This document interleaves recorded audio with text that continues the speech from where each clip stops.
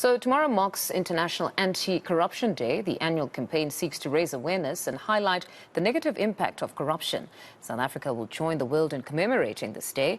National Anti-Corruption Advisory Council's chairperson, that's Professor Firoz Cachalia, joins us now to discuss this further. Professor, good morning and thank you very much for your time. So indeed, tomorrow will be Anti-Corruption Day under the theme, The Cost of Failure of Governance and Ethics in the Public Service, which is very fitting, honestly, at such a time when we're confronted with the consequences or cost of years of corruption and mismanagement at Eskom.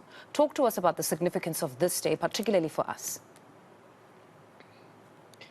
Certainly, I think the last 10 years certainly had, and the results of the Zondo Commission show that corruption has become endemic in the public service, and that it's having a huge impact on the service delivery, on the functioning of government departments. It affects the running of our schools, our hospitals, the provision of electricity, and so forth. So the costs are great. The costs also concern erosion of trust in our leaders, in our democratic institutions, and therefore our ability to address the issues that we face as a country and to pursue our aspirations. So it's a serious matter, but I think that we are beginning as a society to correct, to self-correct. And this conference is an example of an effort to raise public awareness, to involve the public in the fight against corruption, which is, going to be critical, and to bring together the public sector, different departments, the PSC, the law enforcement agencies, civil society. I'm going to be addressing the conference as the chairperson of the newly established Anti-Corruption Council, which has been set up to advise the presidency. So we have a role at the highest levels of decision making, and that's what's going to take to turn the tide, to restore integrity, and to refocus our energies on fulfilling our aspirations as a nation, as a country. Mm-hmm. You're saying we're beginning to self-correct as society, given that it is our role collectively to root out corruption. But is it happening at a pace that is adequate, and are we seeing more people on board? And this is purely from just an observation of what we're seeing now with Eskom, where there is great outrage, perhaps directed at those that are meant to generate electricity now.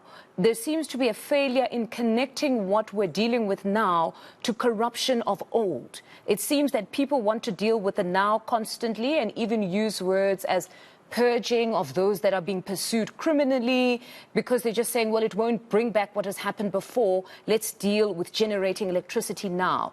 Do you think society is honestly trying to make the connection now that whatever failures we're seeing around us insofar as service delivery is concerned are as a result of corruption and corrupt individuals that might no longer be in government that must be pursued nevertheless?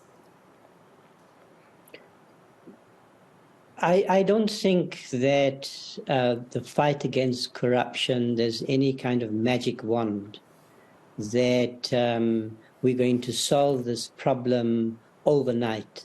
So what is required is political will, is leadership, is commitment, endurance, the involvement of society, the proper policies, rethinking, better law enforcement, and so forth.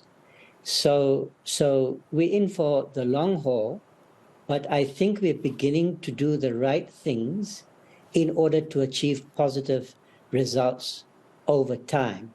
So that's the first point I want to make.